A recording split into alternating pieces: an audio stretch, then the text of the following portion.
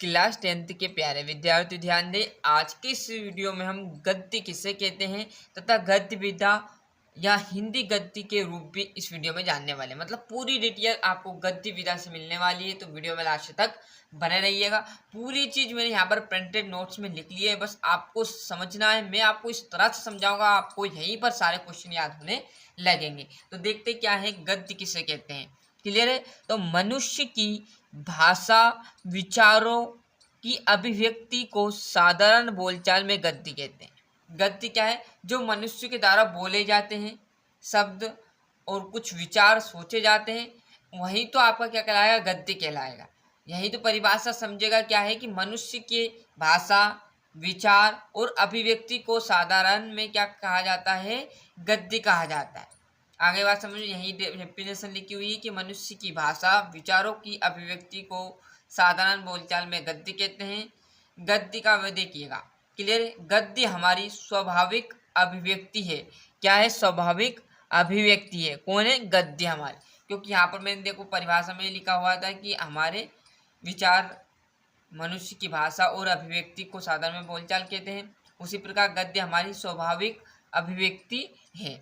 दूसरा है गद्य के माध्यम में हम हमारे दैनिक जीवन के सभी कार्यों को संपन्न कर सकते हैं। क्लियर? क्या है? गद्य के माध्यम से। मैंने परिभाषा समझेगा, परिभाषा में क्या लिखा? विचार, भाषा, क्लियर है, बोलचाल। तो गद्य सभी काम हम करते हैं मानव जीवन में, तो यही तो है। गद्य के माध्यम से हम हमारे दैनिक जीवन के सभी कार्य मतलब विचार कर सकते हैं, अभिव्यक्ति कर सकते हैं, बात कर सकते हैं, भाषा क्लियर संपन्न कर सकते हैं।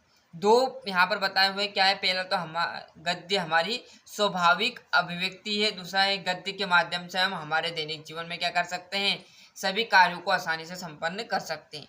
क्लियर? तीसरा है गद्य साहित्य अपनी विभिन्न विधाओं के माध्यम से वर्तमान में लोकप्रिय, मतलब रूप से बहुत सारे, जैसे नाटक है, निबंध है, एकांकी, ये सब रूप बताऊंगा ना, यही तो है। गद्य साहित्य में अपने विभिन्न रूपों के कारण एक प्रचलित है, मतलब अलग अलग रूप है, बहुत सारे इसके रूप है, जिसके कारण ये अधिक प्रचलित होता जा रहा है। जैसे कोई कंपनी, उसके अधिक ब्रांड है और वहां पर अधिक ब्रांड के कारण क्या करते हैं, जैसे कंपनी उसकी संस्था बहुत जगह डाल दी जाती है तो उसका एक नाम चल जाता है। उसी प्रकार क्या है गद्य साहित्य अपनी विभिन्न रूपों के माध्यम से जाना जाता है। तो बहुत सारे रूप है, तो सभी रूपों को जानेंगे तो क्या एक ब्रांड बन गया। क्या? गद्य एक ब्रांड बन गया। क्लियर है? तो गद्य साहित्य अपनी विभिन्न विधाओं के रूप के माध्यम से वर्तमान में लोकप्रिय है ना।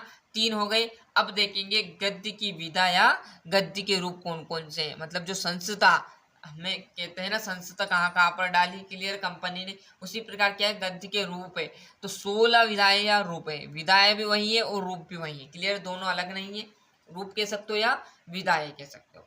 क्लियर? तो 16 है। एक एक करके मैं आपको 16 के नाम यहाँ पर लिख लिए हैं। तो देखिएगा पहला क्या है? निबंध, क्लियर, नाटक, एकांकी। सभी का डिटेल में बताऊंगा अगली वीडियो में, क्योंकि नाटक की भी परिभाषा, नाटक एकांकी में अंतर, नाटक उपन्यास में अंतर, कहानी उपन्यास में अंतर, जीवनी आत्मकथा में अंतर, जीवनी किसे कहते हैं, आत्मकथा किसे कहते हैं, ये सभी डेफिनेशन आपको क्या, वार्षिक परिचय, आप त्रैमासिक, अर्धवार्षिक, सभी में ये क्वेश्चन पूछे जाते हैं। ये क्या है? गद्य के रूप है। यहीं से नाटक का नाम निकला, यहीं से एकांकी, यहीं से उपन्यास, कहानी, जीवनी, आत्मकथा, संस्मरण, रेखाचित्र, रिपोर्टाज, गद्य काव्य, आलोचना, पत्र, यात्रा वृत्तांत, डायरी, भेंटवार्ता। क्लियर? अब आपसे पूछ सकता है नाटक किसे कहते हैं, नाटक के कोई 2 तत्व बताइए। नाटक एकांकी में अंतर पूछ सकता है। उपन्यास किसे कहते हैं, उपन्यास 2 उपन्यासकारों के नाम।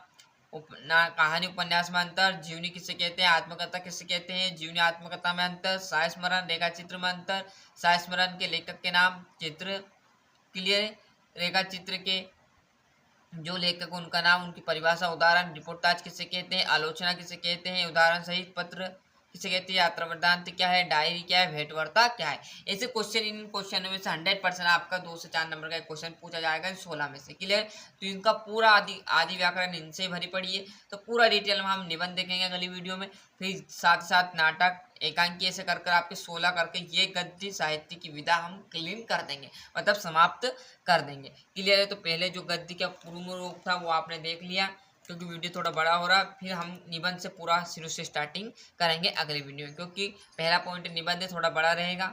क्लियर है। तो गद्य का एक बार और देख लीजिए, स्क्रीनशॉट ले लीजिए। मनुष्य की भाषा, विचार, अभिव्यक्ति को साधारण बोलचाल में गद्य कहते हैं। गद्य हमारी स्वाभाविक अभिव्यक्ति है। गद्य के माध्यम से हम हमारे दैनिक जीवन के सभी कार्यों को संपन्न कर सकते हैं। तीसरा है, गद्य साहित्य अपनी विभिन्न विधाओं के रूप में वर्तमान में क्या है, लोकप्रिय है। क्लियर, अच्छे से स्क्रीनशॉट ले लीजिए। गद्य की विधा या गद्य के रूप, क्लियर है, ये आपको बता दें। इनके बारे में डिटेल में हम अगली वीडियो में पढ़ेंगे एक एक करके, क्योंकि बड़े बड़े चैप्टर हैं।